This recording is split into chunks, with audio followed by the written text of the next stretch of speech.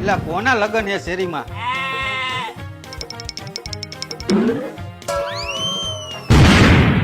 એટલે કીયો ખરા બપોરે ફટાકડા ફોડે, લાવતો જવા દેતો. ઓય અહીંયા આવતો.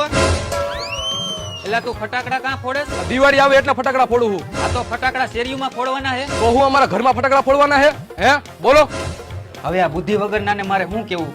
જેવો મને હેરાન કર્યો હે ને એવા એના ઘરને હેરાન થાય. આ ઘરમાં ફોડવાના હે. હા કાંઈ વાંધો નહીં, જાવ અંદર તમે. હવે શેરીમાં ફટાકડા નહીં ફોડું.